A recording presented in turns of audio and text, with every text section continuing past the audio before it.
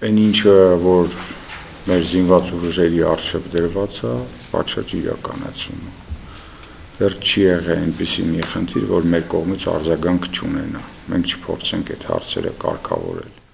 Գեղարքունիքի մարզում ամենակարևորը, որից բխում են մի շարք հարցերի պատասխաններ, անվտանգային իրավիճակն է։ Վերջին տարիներին սահմաններին վիճակը համեմատաբար կայուն եւ հանգիստ է։ Համենայն դեպս այդպես են պնդում մարզի բարձրաստիճան պաշտոնյաները, թեև երբեմն նրանց եւ սահմանամերձ գյուղերի բնակիչների հայտարարություններն իրարամերժ են։ Վարդենիսը շատ կայուն է վիճակը, մենք ոչ մի խնդիր չունենք, բացարձակապես 2-3 տարի է, նույնիսկ մի հատ կրակոց էլ չկա մեր մոդելը, բացարձակապես։ Մեկ կրակոցներ էլ նույնն է, կրակոցներ լինում է, բայց ասում ենք որտեղ են կրակում ոչ մեկ խաբար չի, ձեները լսում ենք, բայց թե ուր են կրակում չսել է, թե անկանոն է, թե յան ինչ որ բան է պայթում, թե ինչ է, ալնում է։ Սահմանամերձ բնակավայրերում բազմաթիվ խնդիրներ կան, ժողովրդագրական, սոցիալ-տնտեսական ու նաև տարրական, օրինակ խանութի եւ հանրային տրանսպորտի բացակայություն։ Ըստ մարզպետի այդ գյուղերին նոր հնարավորություններ են տրվել, աշխատանքներ են տարվում հաջորդաբար, ըստ առաջնահերթության, սուբվենցիոն ծրագրերը համաֆինանսավորման իրենց մասնաբաժնով իրականացվում են բոլոր համայնքներում։ Արվում է ամեն հնարավորը, որ թե Տրետուքում, թե մյուս բնակավայրերում, որոնք գտնվում են սահմանին մոտիկ, կարողանան օգտվել այդ բոլոր ծրագրերից եւ չմտածեն, որ իրենք անտեսված են։ ՄԱԿ-ի բնակչության հիմնադրամի հայաստանյան գրասենյակի կազմակերպած շրջայցը Գեղարքունիքի մարզի տարբեր բնակավայրեր առավել ակնհայտ դարձրեց այն փաստը, որ զգալիորեն ավելացել են ներքին միգրացիայի տեմպերը, ինչը բնորոշ է հանրապետության բոլոր մարզերին։ Մի բան, որ մենք նկատեցինք փոփոխություն, որ ներքին միգրացիան է բավականին շատացել, այսինքն դեպի Երևան։ Եթե մի ժամանակ մենք խոսում էինք բացառապես Հայաստանից դուրս միգրացիայի մասին մեծ ծավալի առումով, այսօր նաև խոսում ենք տեղում միգրացիայի մասին, ինչը կարող է բնականաբար ճիշտ կառավարվելու պարագայում ինչ որ առումով ավելի նպաստավոր լինել, քան բնականաբար արտաքին միգրացիան։ Հաշվի առնելով, որ վերջի տարիներին շինարարության ու հիմնական մեր մարզից գնացող միգրանտները, այսպես ասած, մեր հայրենակիցները, ովքեր գնում են արտագնա աշխատանքի, հիմնականում աշխատում են շինարարության վրա։ Հիմա Ռուսաստան չեն գնում, այլ գնում են Երևան, այնտեղ շինարարական կազմակերպությունները աշխատում են, որը որ տարել է իրանց ընտանիքը իրանց հետ, որը որ չի տարել գնում է աշխատում է, ամսամեջ 1-2 անգամ վերադառնում է տուն։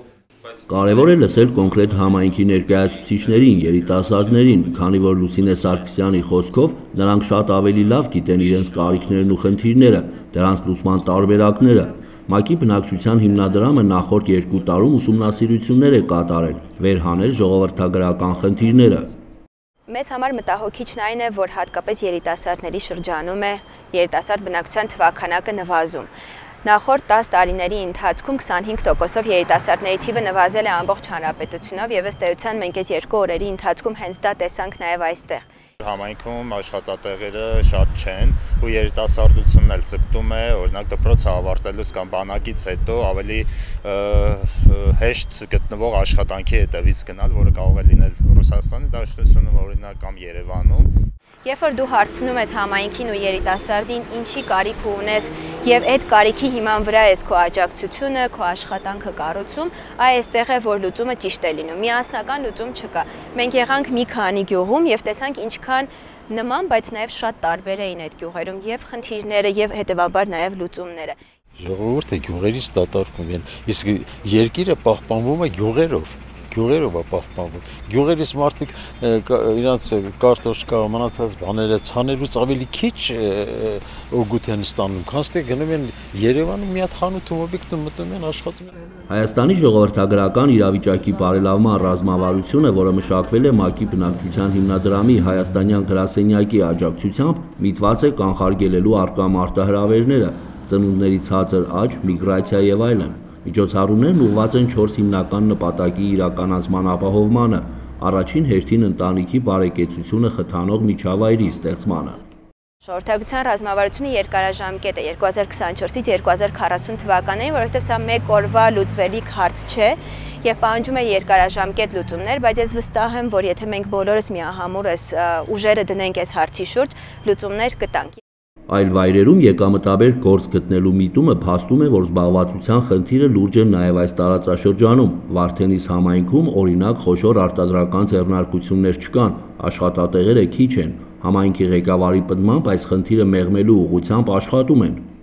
Գործարաններ չունենք, տարբեր տեսակի բաներ չունենք, բնական է, որ աշխատատեղեր չունենք, դե գործարար ժողովուրդը հիմնականում զբաղվում են իրենց գյուղատնտեսությամբ։ Էլ ուրիշ աշխատատեղ չկա, որ զբաղվեն։ Որոշակի տաներ կա, որոնք պետական գործերով ասենք աշխատում են, մեկը գազի գրազյանքում, մեկը էլեկտրոցանտրում։ Ժողովրդի մեծ մասը աշխատում են հիմա 10-ից 8-ին հատուկ են մարդիկ կան, որ չեն աշխատում են երևի ինչ որ մի բարի պատճառով։ Չէ, ինքը մի քիչ չափազանցրեց։ Ես չափազանցեցի։ Ուղղակի խանութներ, բան, հիվանդանոց, հոսպիտալ, գժանոց, այդ աշխատանքը։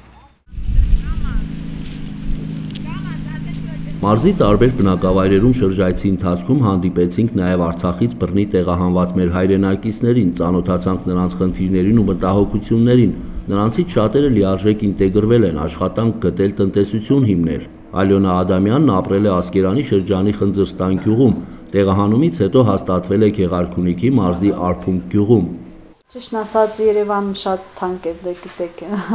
վարձակալությունը, այստեղ անվճար տուն են տվել, ասել են կարգ ստեղ, անպարիկամ ծանոթ բան կար, դրա համար այստեղ եկինք։ 23 տարի աշխատել է Ստեփանակերտի հիվանդանոցում, տեղահանումից եւ Արփունք տեղափոխվելուց 1 տարի հետո Բուշկետում աշխատանքի է ընդունվել։ 4 երեխա ունի, որոնց ապահովում է իր աշխատանքով, սկեսրոջ կենսաթոշակով եւ տնամերձ տնտեսության բարիքներով։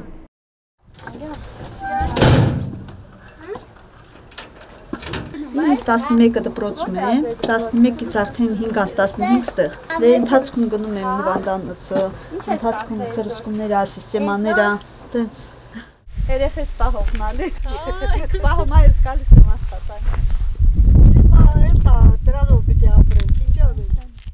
Սահմանին մոտ գտնվող այս գյուղը հարազատ է դարձել արցախցի ընտանիքի համար, միասին աշխատում եւ ստեղծում են իրենց ապրուստի միջոցը։ Չեն դժգոհում, միայն նշում են, իրենց կյանքը բարելավելու համար անհրաժեշտ են տարրական պայմաններ, օրինակ գյուղում ջրի եւ տրանսպորտի խնդիր կա։ Իսկ սա միակ գյուղը չէ, որ նման խնդիրներ ունի, որոնց լուծման խոստումը լսեցինք մարզպետից։